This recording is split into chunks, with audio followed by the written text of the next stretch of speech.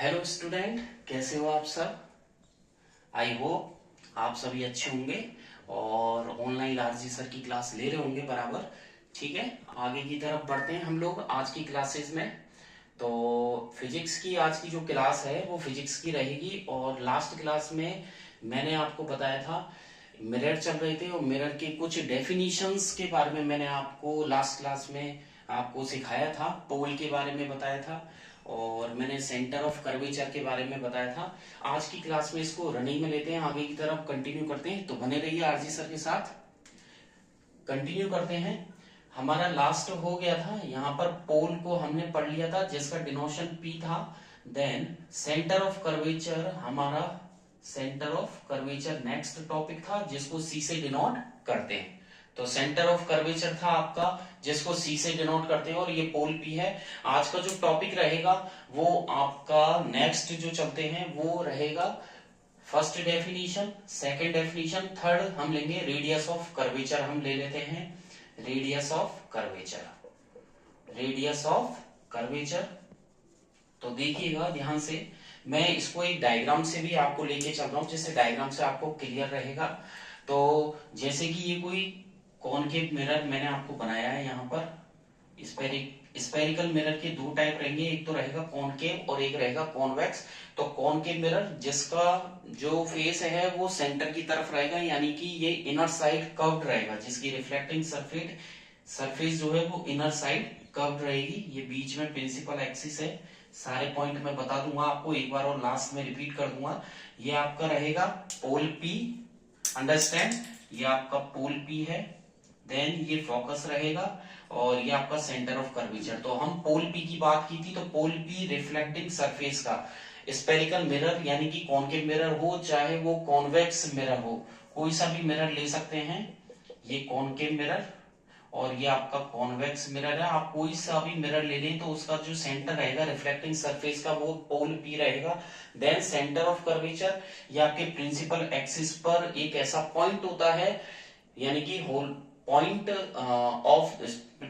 Eight which situated at the principal axis, जिससे कि कोई स्पेरिकल मिरर बनाया गया है, जिससे कि कोई होलोस्फेयर बनाया गया हो या स्पेरिकल मिरर बनाया गया हो, ये सेंटर होता है। आज हम रेडियस ऑफ कर्वेचर की बात करें तो जो आपका सेंटर ऑफ कर्वेचर होता है और पोल पी, इन दोनों के बीच की जो लेंथ होती है, जो डिस्टेंस होती है, उसे रेडियस ऑफ कर्वेचर बोलते हैं। जैसे कि मैथ में आप लोग एक पॉइंट लेकर के, आर्क लेकर के रेडियस से उसका स्पेयर क्रिएट करते हैं, तो ऐसे ही यहाँ पर ये जो सेंटर है यहाँ पर एक स्पेयर बना लिया गया है, तो ये सेंटर ऑफ कर्वेचर हो गया। और सी और पी के जो बीच की लेंथ होती है, यानी कि यहाँ पर बोले क्या बोले सीपी, उसे सेंटर ऑफ, उसे रेडियस ऑफ कर्वेचर कहा जाता है। तो रेडियस ऑफ कर्वेचर यहाँ पर इस डायग्राम में क्या है, सीपी है।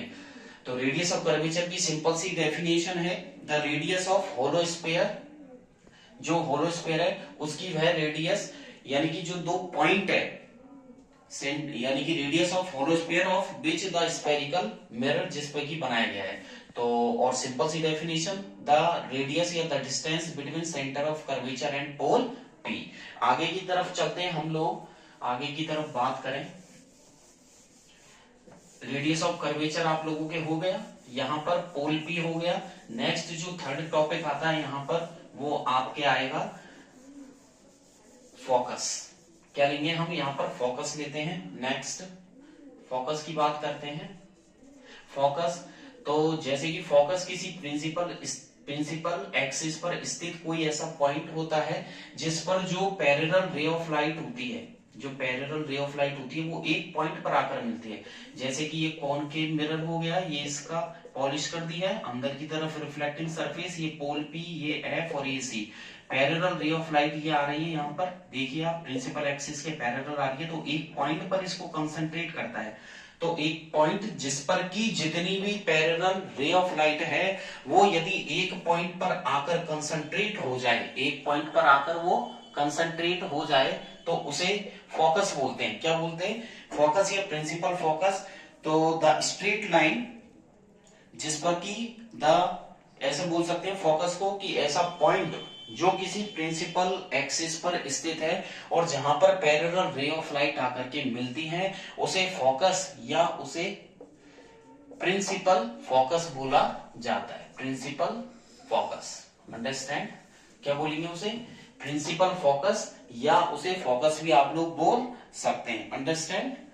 तो यहां पर हम प्रिंसिपल, आपके हो सकता है एग्जाम में प्रिंसिपल फोकस या फोकस के नाम से पूछ ले, तो 1 नंबर का क्वेश्चन यहां से भी है कि फोकस या प्रिंसिपल फोकस किसे कहते हैं।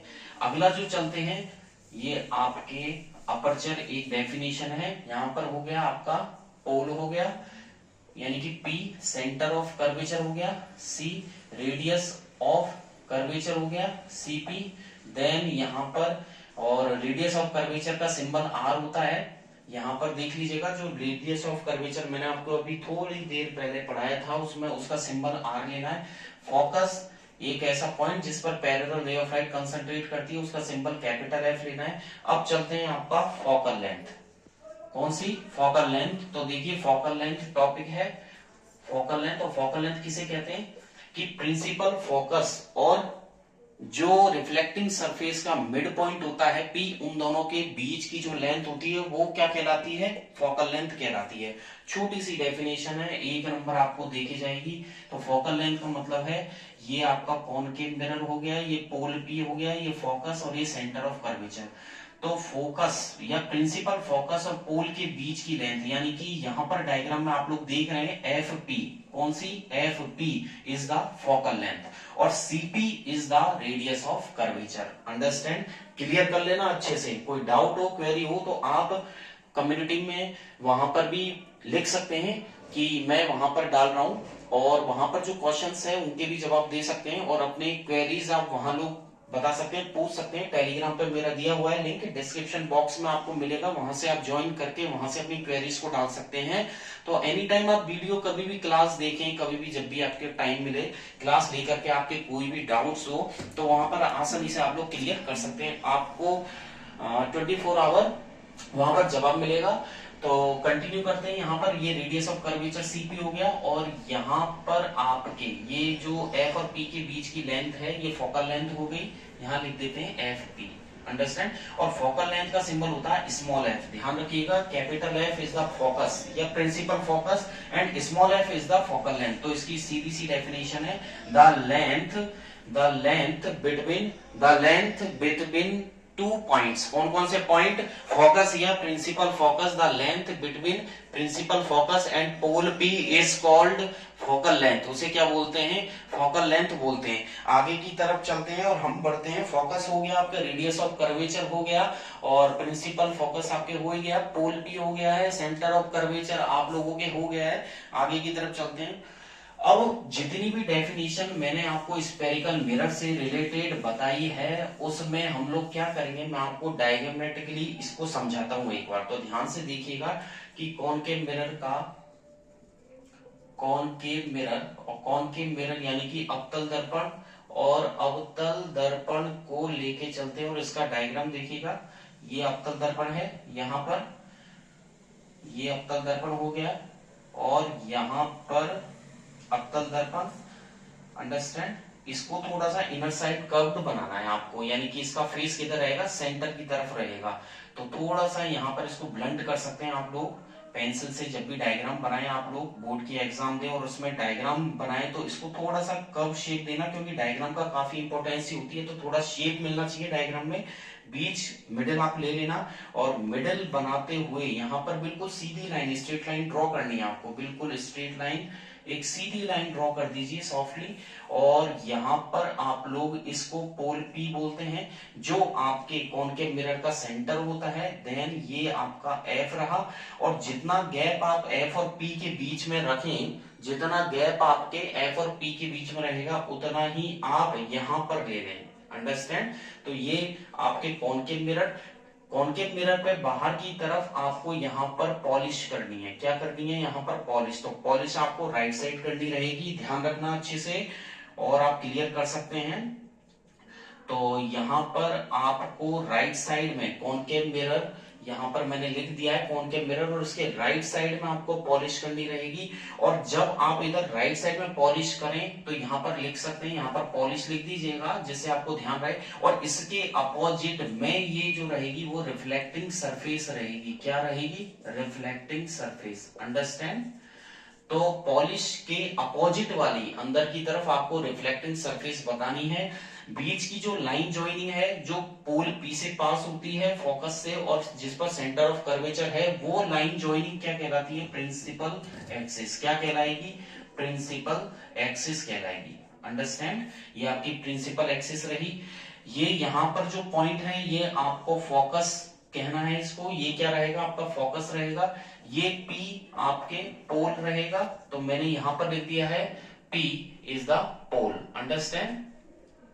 P क्या रहेगा? पोल रहेगा। C आपके सेंटर ऑफ कर्वेचर। तो एक एक पॉइंट को क्लियर कर लीजिएगा। सेंटर ऑफ कर्वेचर, तो C हो गया सेंटर ऑफ कर्वेचर, F हो गया फोकस, या इसे आप प्रिंसिपल फोकस भी बोल सकते हो। क्या बोल सकते हो? Principal focus. ये आपके पोल P रहा, ये प्रिंसिपल एक्सिस। बीच की जो लेंथ है यहाँ पर कौन सी? बीच की जो आपकी लेंथ है कौन सी? F और P के बीच की, यानी कि फोकस और पोल P के बीच की ये वाली लेंथ, ये जो रहेगी वो आपके फोकल लेंथ रहेगी। मैंने यहां लिख दिया है फोकल लेंथ। अंडरस्टैंड? इसका सिंबल स्मॉल f लेना है। क्या लेना है आपको? स्मॉल f लेना है। देन C और P के बीच की ये वाली जो लेंथ रहेगी आपकी सेंटर ऑफ कर्वेचर और पोल P की जो लेंथ रहेगी, मैं यहां लिख देता हूं रेडियस ऑफ कर्वेचर। अंडरस्टैंड? क्या है? Radius of curvature. और इसका सिंबल कैपिटल R लेना है आपको। क्या लेना? Capital R। तो एग्जाम में जब भी कैपिटल R से रिलेटेड कोई भी क्वेश्चन आ जाए, आप समझ जाना कि रेडियस ऑफ कर्वेचर दी हुई है, और आपको यदि फोकस से स्मॉल f लिख करके दे तो वो रहेगा आपके फोकल लेंथ, कैपिटल F आपके फोकस रहेगा, C आपके सेंटर ऑफ कर्वेचर रहेगा। देन बीच की जो लाइन रहेगी, इस पर जनरली क्वेश्चन नहीं है, बस सिंपल सी डेफिनेशन है, प्रिंसिपल एक्सिस। अंडरस्टैंड? तो ये कुछ जानकारी है जो आपको होनी चाहिए कि जब कोई न्यूमेरिकल आ जाए, मिरर से रिलेटेड कोई थ्योरेटिकल क्वेश्चन आ जाए तो उसमें आप उसे लिख सकें। तो फोकल लेंथ की डेफिनेशन 1 नंबर का रहेगा। रेडियस ऑफ कर्वेचर भी 1 नंबर का क्वेश्चन है। पोल P किसे कहते हैं? व्हाट इज, इसे हिंदी में ध्रुव बोलते हैं कि ये आपके जो गोलीय दर्पण का ध्रुव किसे कहते हैं? तो हिंदी में रहा गोलीय दर्पण का ध्रुव किसे कहते हैं, और इंग्लिश में what is the pole of the spherical mirror. 1 नंबर का ये रहेगा क्वेश्चन। एक नंबर के ये रहे। सेंटर ऑफ कर्वेचर 1 नंबर का, तो कोई भी डेफिनेशन आ सकती है आपके। और एक और बता देता हूं, एक नई चीज है अपर्चर। क्या है? अपर्चर क्या होता है? ये मैंने कॉनकेव मिरर बनाया है, तो इसकी जो मोटाई होती है, कॉनकेव मिरर की जो मोटाई है, या आप बोल सकते हैं रिफ्लेक्टिंग सरफेस की मोटाई या थिकनेस या उसका डायमीटर। रिफ्लेक्टिंग सरफेस की जो थिकनेस होती है, उसकी जो मोटाई होती है, वह क्या कहलाती है? अपर्चर कहलाती है। ये जो मोटाई है जो ब्लंट किया था आपने, ये अपर्चर कहलाती है। तो रिफ्लेक्टिंग सरफेस की मोटाई क्या कहलाएगी? अपर्चर। तो ये जनरली पूछता नहीं है, फिर भी आप नॉलेज में बनाए रखना है इसको। तो ये कुछ नॉर्मल सी चीजें हैं। सरफेस और रिफ्लेक्टिंग सरफेस मैंने इसमें लिख ही दी है, रेडियस ऑफ कर्वेचर आपको बता ही दिया है। अंडरस्टैंड? ये आपके कॉनकेव मिरर रहा। अब चलते हैं कॉन्वेक्स मिरर की तरफ, बढ़ते हैं। कॉन्वेक्स मिरर यानी कि उत्तल दर्पण। तो कॉन्वेक्स मिरर में भी सेम यही पॉइंट रहेंगे। थोड़ा सा आपको चेंजेस लाने, यहाँ पर थोड़ा सा क्या बदलाव करना है? तो बदलाव ये रहेगा कि आपका टॉपिक तो ये रहा कॉन्वेक्स मिरर। अंडरस्टैंड? तो ये है कॉन्वेक्स मिरर। इसे हिंदी में उत्तल दर्पण कहा जाता है। और ये जनरली आपकी स्कूटी, बाइक्स जो होती हैं, ऑटोमोबाइल जो हम व्हीकल्स काम में लेते हैं, उनके साइड मिरर के तौर पे ये काम में आता है। और जो लास्ट वाला मैंने आपको अभी पढ़ाया था, तो वो जनरली डेंटिस्ट भी उसे काम में लेते हैं, और सोलर कुकर्स में भी नॉर्मली उसका यूज हो जाता है। हम अपना चेहरा देखते हैं घर पे, जनरली उसी का यूज करते हैं। तो कई सारे उसके यूज हैं, तो दोनों का यूज अलग अलग तरीके से होता है, जो जनरली हम डेली लाइफ में इनका करते हैं।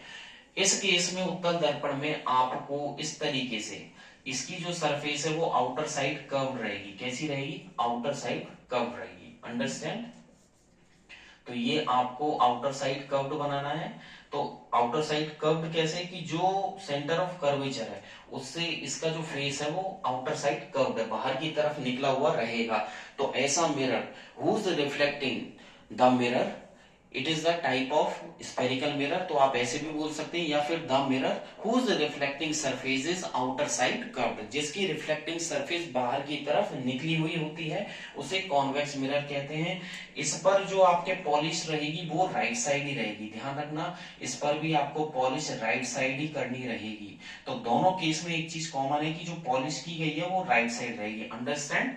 और बीच में से आप जो लाइन ज्वाइनिंग बनाएंगे, बीच में से जो रेखा निकालेंगे स्ट्रेट, वो आपके क्या रहेगा, प्रिंसिपल एक्सिस। तो मैंने देखिए प्रिंसिपल एक्सिस ये निकाल दी है इधर की तरफ, क्लियर दिख रहा है आपको, समझ में आ रहा है। और यहां पर ये पोल पी रहेगा आपका, ये इसके जो पी एफ और सी है वो राइट साइड रहेंगे, यहां पर ये फोकस और यहां पर ये सेंटर ऑफ कर्वेचर। जितनी डिस्टेंस पी और एफ के बीच में रखोगे उतनी ही डिस्टेंस आपको एफ और सी के बीच में रखनी है। ऐसा नहीं कि सी यहां बना दिया, यहां पर सी लिख दिया और इसकी डिस्टेंस तो काफी लग रही है डायग्राम में देखने पर, और इसकी डिस्टेंस काफी कम हो गई, तो थोड़ा सा इसको अच्छे से लेना कि डिस्टेंस बराबर मेंटेन रहे।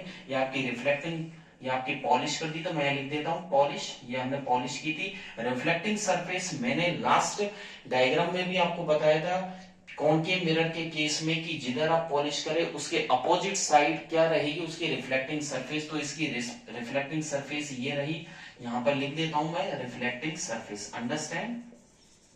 बीच की जो लाइन है ये आपकी प्रिंसिपल एक्सिस है, प्रिंसिपल एक्सिस, ओके। ये आपका पोल पी रहेगा, यहां पर लिख दिया है मैंने पोल पी। और एफ जो रहेगा वो आपके प्रिंसिपल फोकस, या फोकस भी आप बोल सकते हैं, प्रिंसिपल फोकस, और ऑब्लिक करके मैं लिख देता हूं फोकस।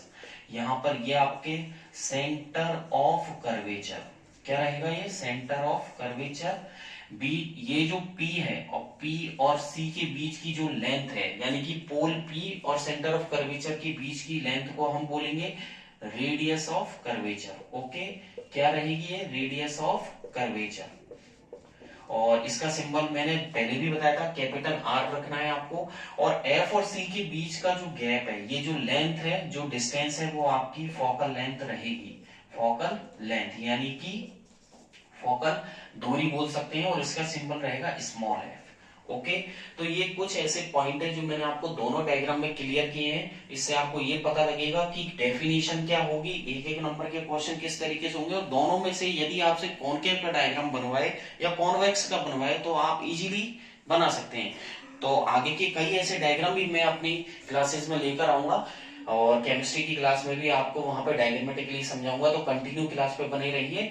और आगे की तरफ चलते हैं, दोनों डायग्राम को क्लियर करने के बाद अब आपको रिप्रेजेंटेशन करना सिखाने वाला हूं मैं, इमेज फॉर्म कैसे बनती है, ठीक है।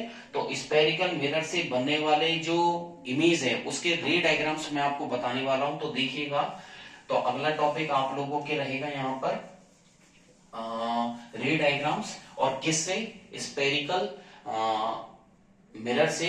और रे डायग्राम में कौन सी रे पैरेलल में आती है तो कहां मिलती है, कौन, अगर पैरेलल में नहीं आई, डायरेक्ट फोकस से निकली तो क्या होगा उसका, देन अगर पोल पी पर आती है कोई रे तो उसका क्या होगा। तो ये कुछ 3 या 4 तरीके की मैं आपको रे पास करके बताऊंगा, जिससे ये पता लगेगा कि बनने वाली इमेज स्पेरिकल मिरर, चाहे वो कॉनकेव हो या कॉन्वेक्स हो, उससे किस तरीके से बनेगी। तो ये नेक्स्ट क्लास में मैं लेकर के आऊंगा, और चारों डायग्राम्स आपको बना करके बताऊंगा कि किस तरीके से रे अगर फोकस से पास हो या फिर पोल से पास हो या सेंटर ऑफ कर्वेचर से पास करे तो बनने वाली इमेज किस तरीके से बनेगी और कहां बनेगी। तो कंटिन्यू बने रहिए आरजी सर के साथ, ठीक है। आज की क्लास में इतना, और लाइक तो करते ही रहे, ठीक है, और बेल आइकन पर क्लिक करें जिससे मेरे बाकी के अपडेट्स भी आपको बराबर मिले और जो क्वेश्चन है वो भी आपको मिलते रहे। आज की क्लास में इतना ही, थैंक यू, बाय बाय।